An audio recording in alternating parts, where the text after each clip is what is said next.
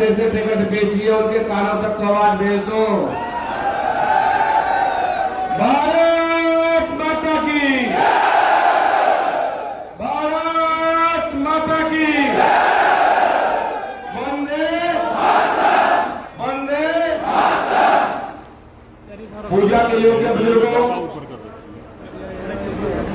मंच पर उपस्थित सभी मेरे सरदारगणों, उपस्थित मेरी माता और बहनों, आज तो बहुत सारी माता बहन खड़ी रही, उनको कुर्सी का इंतजाम नहीं हुआ, उसके लिए क्षमा चाहता हूं। मीडिया के सभी बंधुओं, पृथ्वी क्षेत्र से कोने कोने से आए मेरे पृथ्वी परिवार के, मेरे देवतुल्य, मेरे भगवान, मेरे जीवनदाता, आप सबको मैं अपना सर झुकाकर आप सबको नमस्कार करता हूं। सरदारों, मेरे पास वो शब्द नहीं है जिन शब्दों से मैं आपका, इस बिरला परिवार का किसी भी तरह से धन्यवाद कर सकूं।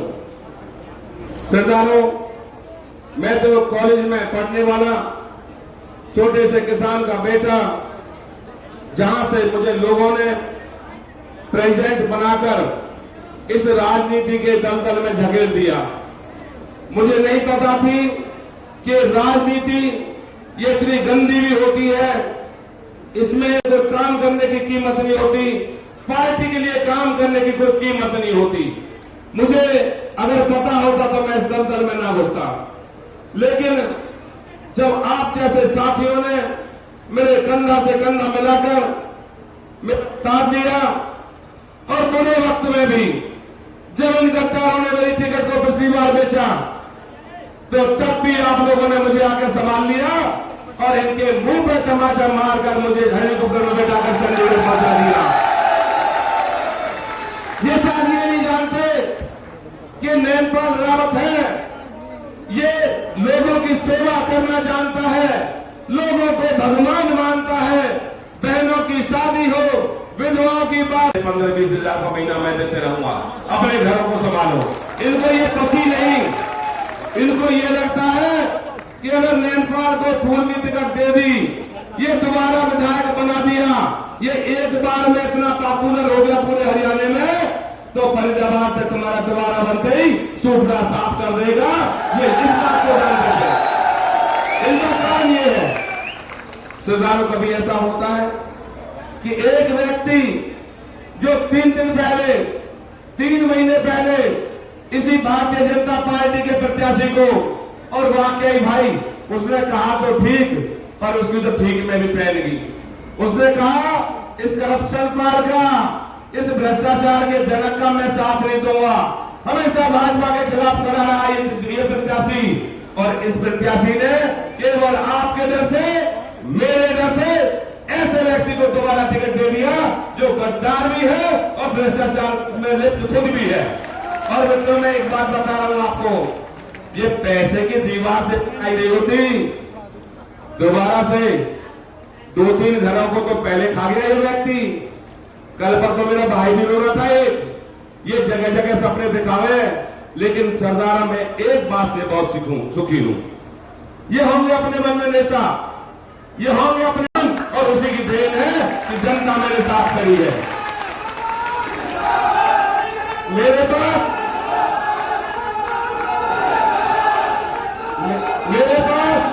मेरी जनता के लिए तो सब कुछ है, पर इन गद्दारों के लिए फूटी कौड़ी ना कभी दी और ना कभी दूंगा। अगर कमाऊंगा सरकार से, व्यापार से, तो अपनी जनता में लगाऊंगा, इन भेड़ियों में ना दूंगा जिला। सरकारों, आप लोगों से मुझे एक ही बात करनी है। मुझे बहुत सारे लोग कहते हैं कि तुझे किसी बात का साथ नहीं देना चाहिए था।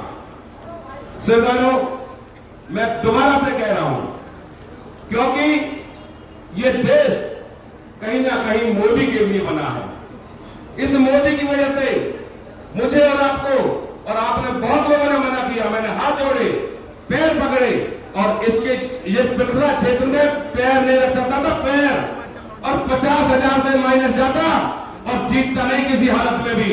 पर मैं भाई मन का काला नहीं हूं, मैं तो पेट का भी साफ हूं, जेब का भी साफ हूं। जो मेरे पेट में वो तुम्हारे लिए, जो मेरे जेब में वो भी तुम्हारे लिए। मेरे पर राजनीति खेलनी नहीं आती।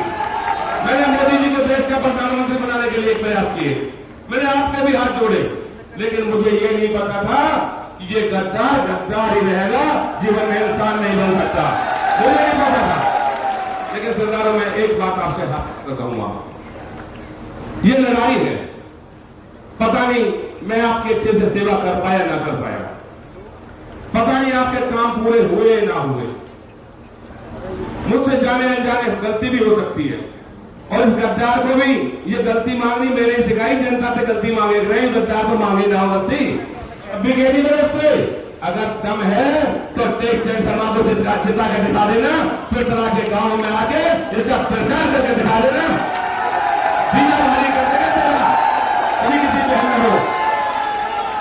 सरदारों, मेरे रिश्तेदार खड़े, अभी रोहतास का छांसे से ये पवन खड़ा है और लोग खड़े हैं।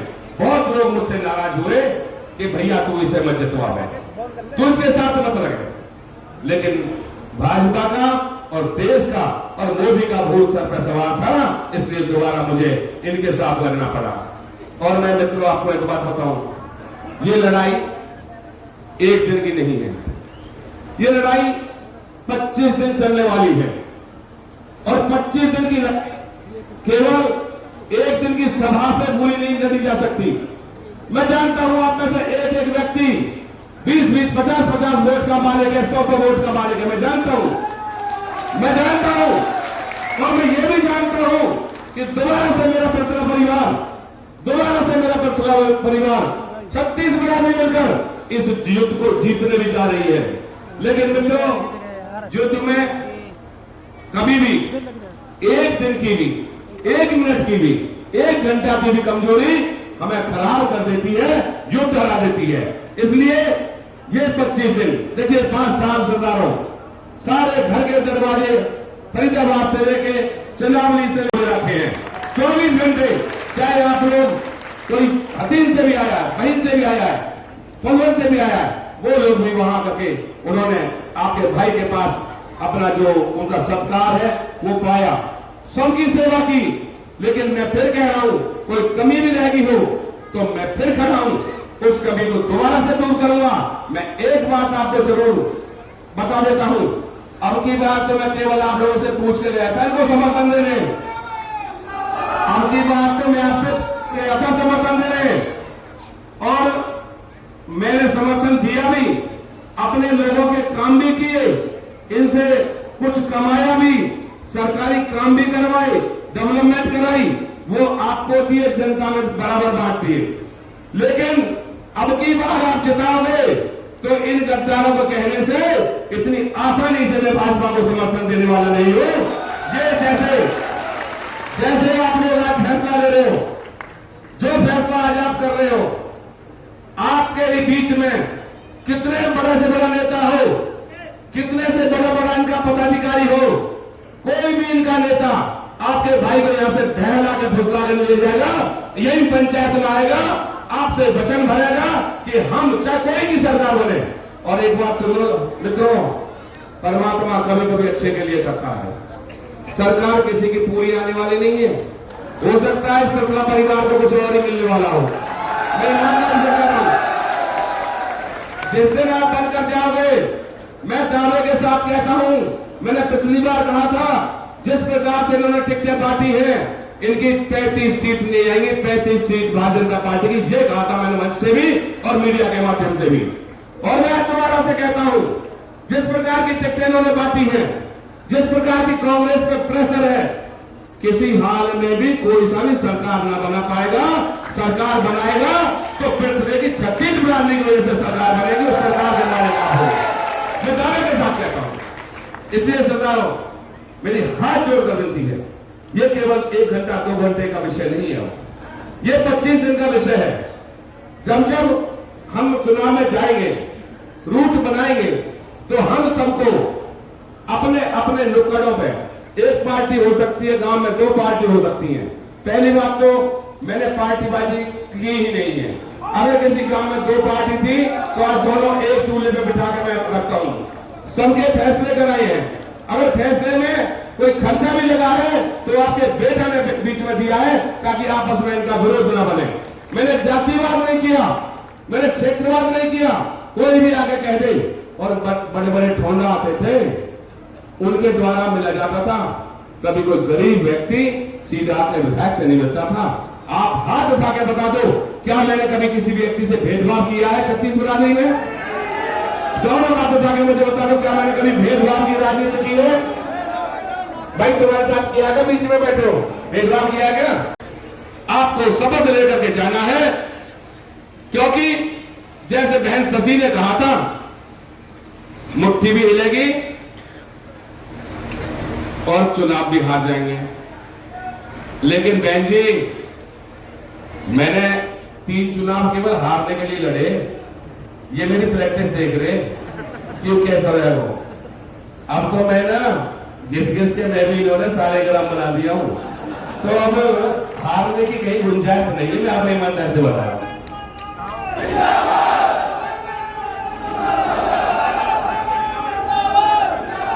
जुल्मी जब भी जुल्म करेगा